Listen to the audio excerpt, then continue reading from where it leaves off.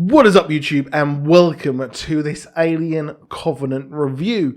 So, just full disclosure, I'm going to talk about the film probably for the first couple of minutes without any spoilers, and then I will have a spoiler warning to let you know that there will be spoilers after the jump. So, welcome. If you're new to the channel, please do drop a like, please do subscribe. If you're already subscribed, you know the drill, please do click that bell button to get those notifications. So welcome, Alien Covenant. So I am a absolutely huge fan of the Alien franchise. I even enjoyed Alien vs Predator 1 and 2 there as well.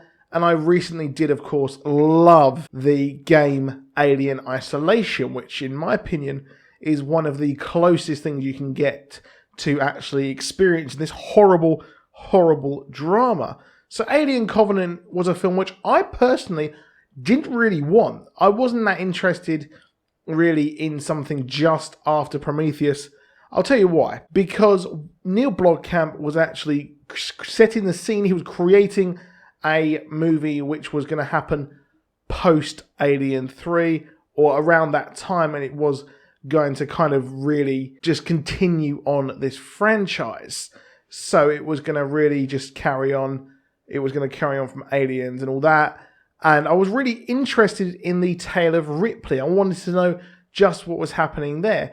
But indeed, we've got Alien Covenant, which actually carries on from Prometheus. So there will be spoilers for Prometheus here because, well, that's completely obvious. It continues pretty much straight after the events of that film. Now, if you are a fan of the Alien franchise, this is pretty much a return to the classic Alien here. This is a real classic Alien 1 to 4 film. It does feel like it's kind of like a hybrid of Alien and Aliens. I would say it really is weirdly a hybrid of that and a hybrid of the humans and obviously the xenomorph thing there as well. So really, really interesting film. Now, I was sat there thinking, did I like it or not? Now, the problem here is it continues on from Prometheus. So this is really where Prometheus kind of ends and this film, the Alien franchise, technically begins. And if you didn't like the really, I'm going to use a term, up its own arseness of Prometheus, well, you're probably not going to like this at all, to be honest. You're not going to like what they've done here because really, we obviously have got David in this movie, which is, I wouldn't say is a spoiler, to be honest, but I won't reveal just what he got up to, basically, on this engineer's planet. But it is a really, really cool film, to be honest. The look of the film is stunning. So we have got the great models, the practical effects.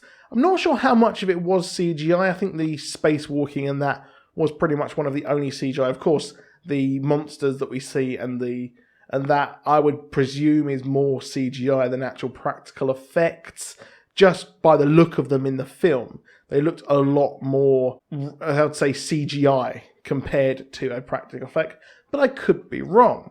So if you are a fan of the film, or if you're a fan of the franchise, it's definitely worth checking out.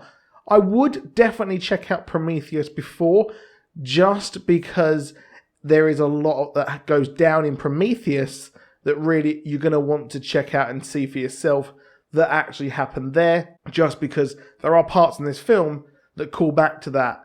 And the opening scene really is, to be honest, more of a scene that should have been in Prometheus. It would have made a lot more sense being in that, and then it would have made the subsequent parts of the film actually kind of make sense. So the acting in the film, the direction is just amazing. Danny McBride here, who I loved in Eastbound and Down and the various Judd Apatow films and the like, especially, of course, the end of the world for the end, where he was great in that. And here he was playing a serious action role, and he was just really, really good in it. Weirdly, James Franco is in this film but on an iPad. So he's barely actually in this, which was a real shock because I know a lot of people were speculating just who could James Franco be playing in this movie, and he's just really playing nothing at all. He's literally barely in this movie. He's probably about a minute. It's just really strange that he wasn't in this at all. But the problem I find with this is that they took the very avant-garde parts of Prometheus, which were just actually just too smart and trying to be too smart, and felt a bit kind of A-level kind of dissertation. I'm smart, look at me. And they put those parts in this, sadly. So we're going to jump into the spoiler part of this review. So if you haven't seen the rest of the film, you don't want to be completely spoiled, then please, by all means, save this video and come back. So this film, mad, absolutely mad. So the interesting thing here is that if you remember, we continue exactly on from Prometheus. So my criticism with this film is the fact that, well, in Prometheus, David was seemingly a very happy and jolly robot. He never really seemed like he was wanting to commit absolute mass murder, in my opinion, but he does. We see well, we don't know if this is the home planet of the engines. I'm not too sure if it actually is. I could be wrong. Let me know in the comments. But we see them absolutely wiped out. And sadly, this jump, I can really, really understand if he did this a couple of years on. If he did this maybe about 5 or 6 years into being marooned, then I would completely understand. But it seemingly he wanted to create here. He wanted to do that.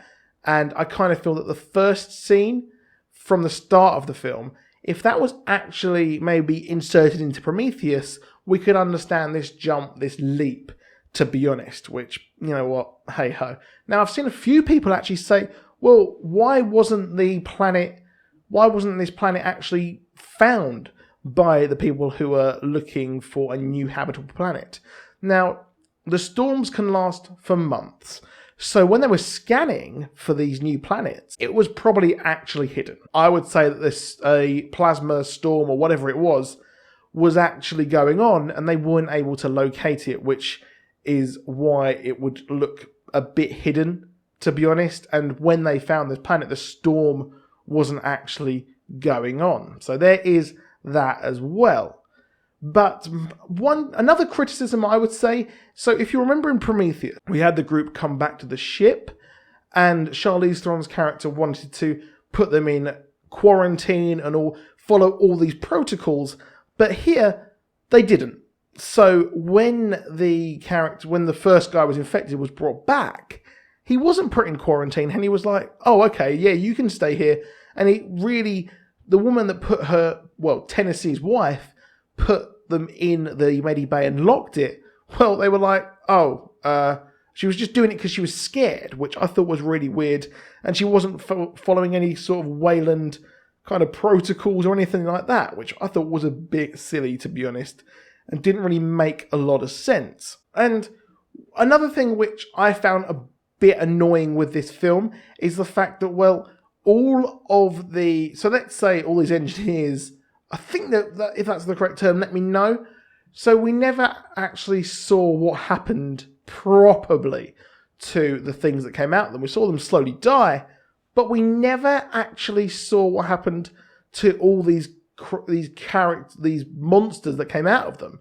And considering the planet is probably of an Earth size, this pathogen was put down on a planetary wide scale.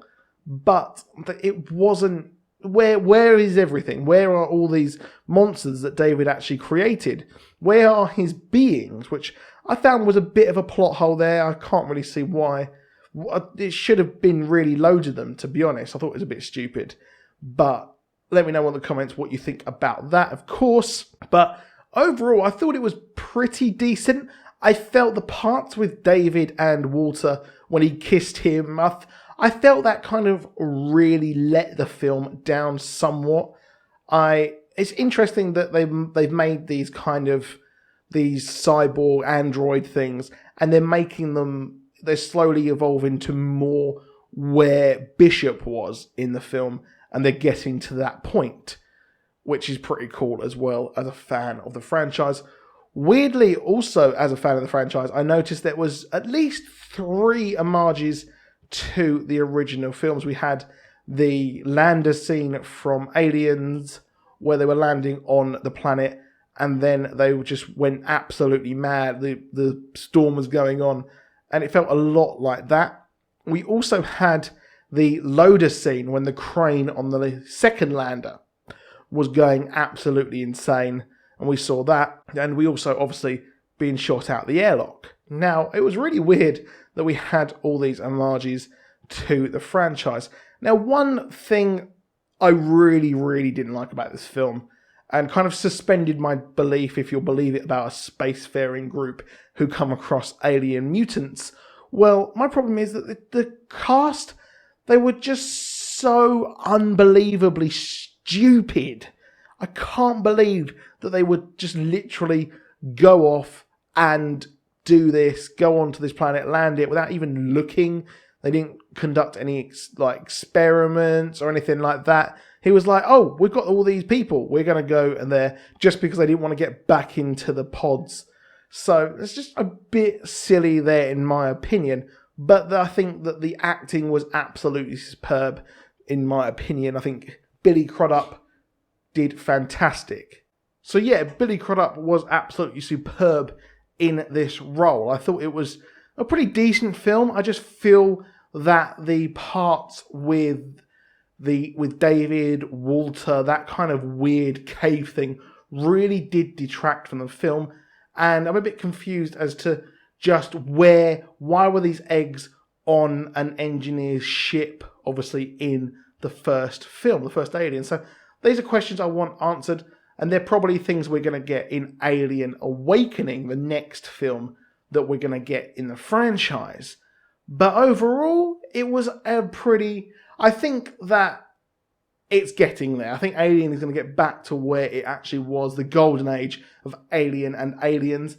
I just feel that the script writing just let it down somewhat. But as a fan of the franchise, I really did enjoy it. So I can't say I hated it. I didn't hate it. I actually did enjoy it, just until the cast or the crew got a bit stupid. So that's it for this video. Please do drop a like. Please do subscribe. I'll see you soon. Goodbye.